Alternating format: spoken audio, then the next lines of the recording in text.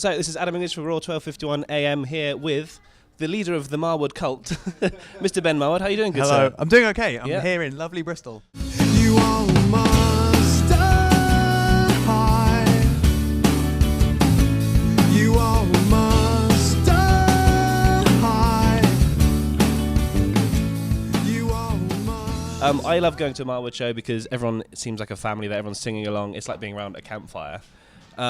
And I'm just wondering, is that what makes a successful show for you now? And if so, what makes a bad show for you as your experience as an artist? If I can get the crowd involved, that's really good, because that also means that if I'm not playing very well, Yeah. everyone can. The atmosphere can cover for like me not doing very well. What makes a bad show? I don't know.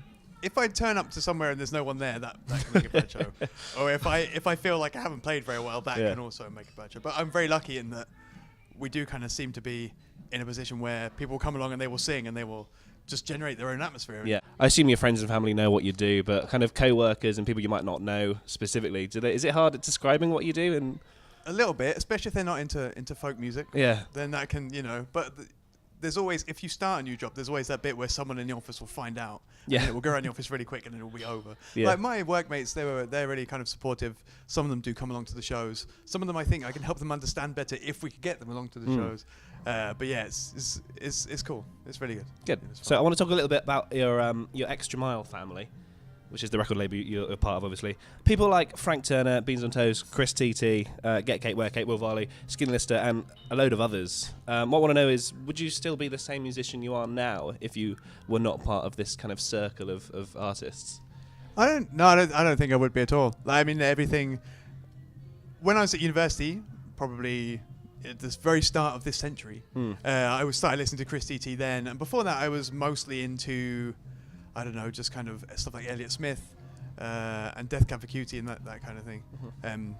But being introduced to a load of British songwriters and that kind of that really did kind of change what I was doing, I guess.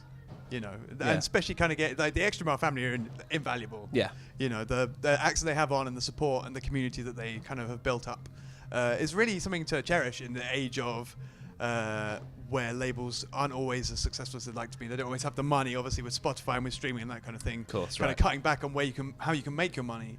I think it's really good the work that Xtra Mile do. Is there for anyone me. in particular from the label that kind of influenced you most as an artist? Well, I guess Frank Turner's the obvious one.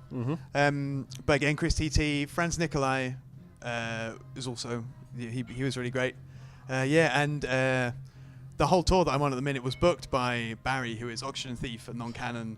And without him, I think I probably would have stopped doing this a long time ago. Wow. He's an amazing man. So it's an important lot of people then. It's for an you. important lot of people. I'm not Very sure why I cool. would do without them. I'd probably just cut up into a ball and Nice. cry. Or I might beg next door at Specialist Subject Records to see if they might take me instead. So we mentioned earlier 2000 Trees. You're obviously, for anyone who doesn't know, 2000 Trees, it's a small festival outside of Cheltenham. Do go, it's great. You're an icon there. How did this happen? How are you such an icon? I don't know. I think it's because I went every year. And I think I went every year because people asked me to go every year. Right. I first played maybe 2009, I think. So it was just nice to kind of every year I'd say, you want to put me on this year? And they'd say, well, we try and kind of do it so once every couple of years, or not like every year. Yeah. But every year that eventually the call came through and it just kind of built and built and built. And then we kind of went through great times. There was the year where everything was horrendously muddy and it all bonded us together and everything kind of fell apart. And the year after that, it was so boiling. And yeah, it was, I feel like that again is another example of a good family. Like the people Yes, who go to exactly. 2000 Trees go there and it's almost like the lineup is secondary to the Yes. festival. So you kind of, you're going to go, you book your tickets, and then eventually you find out who's playing. From the perspective of an artist, what makes this festival so special, would you say? I would say that particular festival probably is just like the community that started building up, like when it was just kind of getting going. I mean, it's not like some festivals you hear about where everyone just kind of already had the money. Like these people who just gave up their lives to kind of start putting on a festival, and it has really kind of grown and grown and grown. And they haven't gone like over ambitious. Every year they kind of increase the capacity a little bit. Yeah. They've not gone bonkers on the prices. In fact, when it started, you could only buy a weekend ticket. Now you can kind of buy day tickets as well. It's kind of slowly becoming like a 3-day festival rather than like a 2-day festival. It's a very organic thing, isn't it? It is. It kind of does grow. That is the word I'm looking for. Thank you very much. No problem. It has grown organically, but it's just really special because of the atmosphere and Probably where it is as well, I guess. Yeah. Like it's just in a farm outside Cheltenham, and it's as friendly as you're imagining right now. Yeah, I mean, it was created by the 6 friends, kind of sitting around a campfire. Is the old myth story? That's true. I've heard that. Yeah, I've heard that. But and you can definitely feel that in the festival. It's a special place to be. You're playing main stage. How does this playing feel? main stage. It feels like I mean, I'm very honoured. Yes. B, look, what took you so long to do Exactly.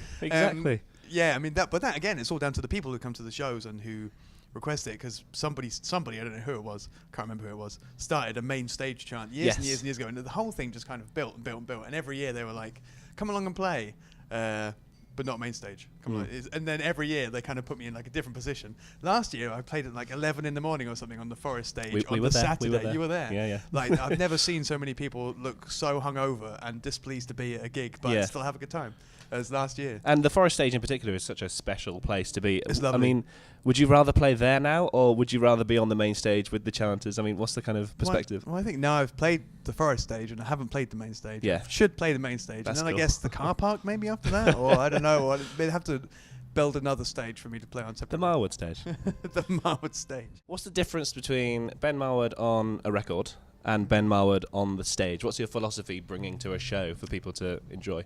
Well, it's all got to be in one take when it's live, so it's much rougher than on the record. I don't know. I think it's two completely different things.